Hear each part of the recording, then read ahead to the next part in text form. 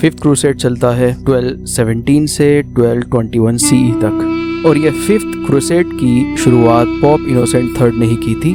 और ये pop innocent third वही थे जिन्होंने फोर्थ क्रूसेड की भी शुरुआत की थी। अगर आपने फोर्थ क्रूसेड की वीडियो देखी होगी तो आपको पता होगा। और इस फिफ्थ क्रूसेड के पीछे का भी मकसद वही था, जेरूसलेम को मुस्लिम कंट्रोल से वापस क्रिश्चियनिटी के कंट्रोल में लाना, क्योंकि उस टाइम तक भी जेरूसलेम पर मुस्लिम्स ही हुकूमत थी। और जब पॉप इनोसेंट थर्ड ने इस फिफ्थ क्रूसेड का कैंपेन चलाया था तो उनका कहना था कि अगर कोई इस क्रूसेड में नहीं जा सकता किसी कारणवश तो वो अपनी वॉव्स रिडीम करे और क्रूसेड के इस कैंपेन में फंड्स दे।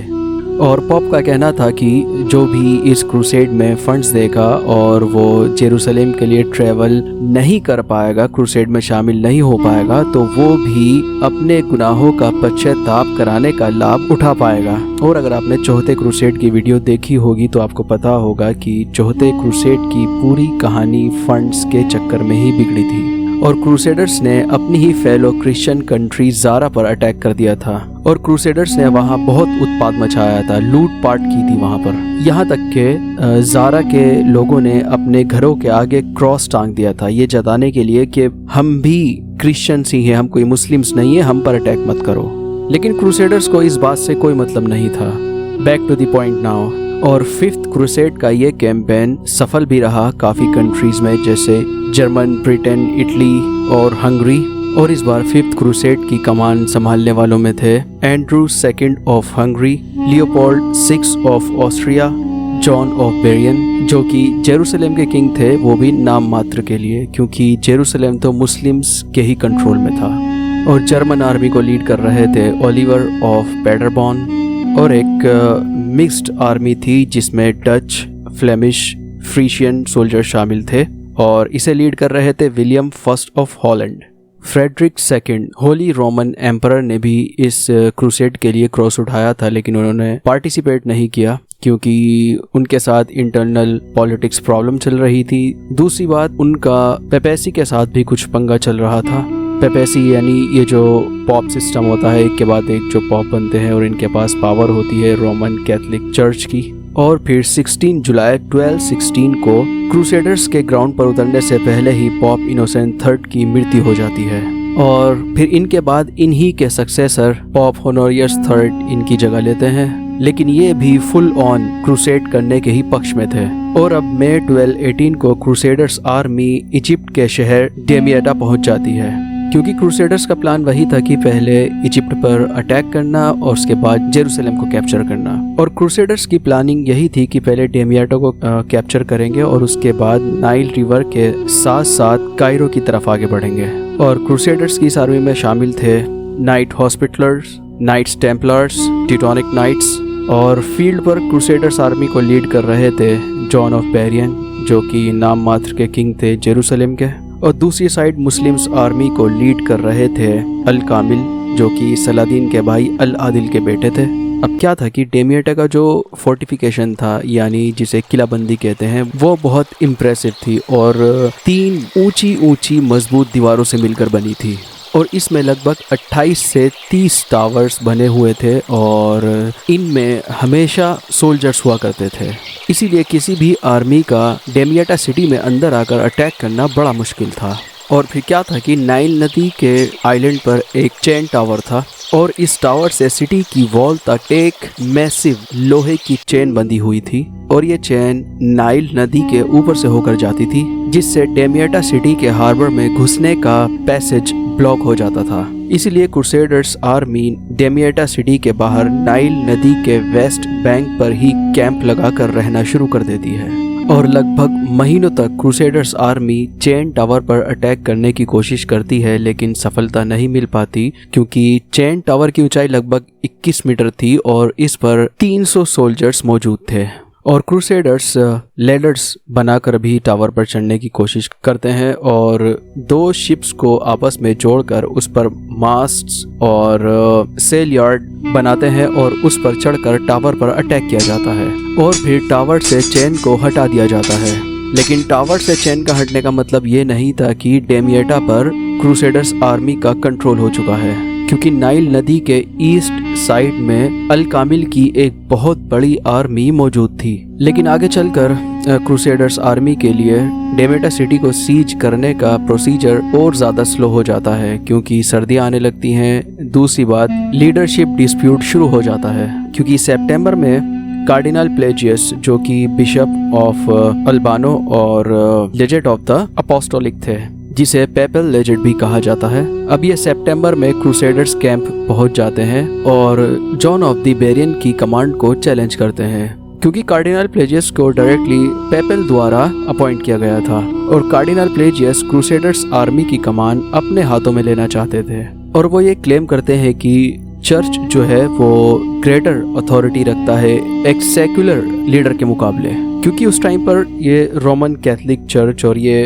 पेपेसी, ये पेपल सिस्टम जो था, ये अपने आप को उस टाइम के किंग्स और गवर्नमेंट्स सबसे ऊपर मानता था। और इस लीडरशिप डिस्प्यूट के चक्कर में भी काफ़ी टाइम ख़राब होता है।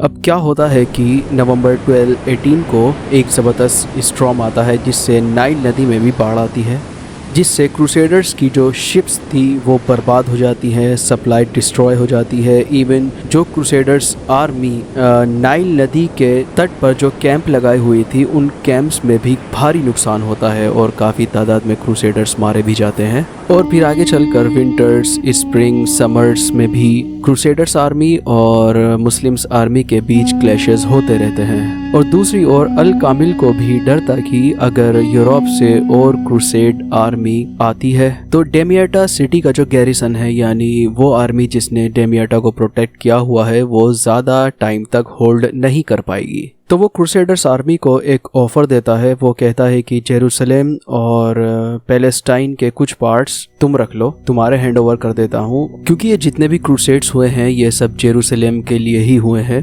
क्योंकि उस टाइम पर पॉप चाहते थे कि जेरूसलेम का कंट्रोल सिर्फ क्रिश्चियनिटी के हाथों में ही हो। हालांकि जेरूसलेम जुडाइज्म, क्रिश्चियनिटी और इस्लाम तीनों के लिए ही सिग्निफिकेंस रखता है, क्योंकि अल कामिल को इंटरेस्ट इजिप्ट और सीरिया में ही था क्योंकि ये वाइडर और रिचर एम्पायर थे। दूसरी ओर अल कामिल को लगता था कि वो जेरूसलेम को क्रूसेडर्स के हैंड ओवर कर देगा और ये युद्ध खत्म हो जाएगा और वो वापस चले जाएंगे।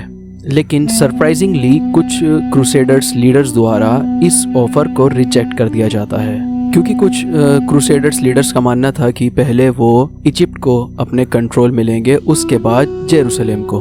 और वहीं कुछ क्रूसेड लीडर्स इस ऑफर को एक्सेप्ट करना चाहते थे और इसके फेवर में भी थे, जैसे जॉन ऑफ बेरियन।